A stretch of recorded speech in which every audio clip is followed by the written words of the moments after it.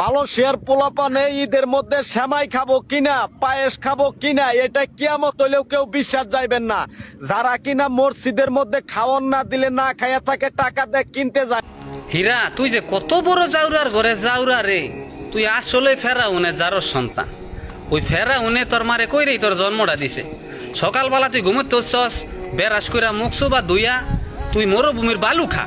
তুই বালু না খাইয়া মালয়েশিয়া সার্ভারের পোলাপাইন কি খাইলো, সামে খাইলো না পায়েস খাইলো?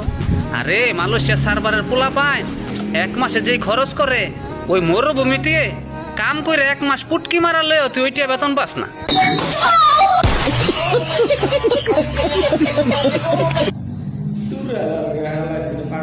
তুই তাও সৌদি আরব মরুভূমিতে ছাগল ধরো সারাদিন মানুষের বলে শ্যামায় খাইছে কি না খাইছে তুই দেখছ? মানুষের বলে যেটাই খরচ করে তোর মরুভূমি সৌদি আরব তোরা এত টাকা খরচ করে না, বুঝছস? মানুষের একটা বুঝছস, একটা ব্র্যান্ড, বুঝছস?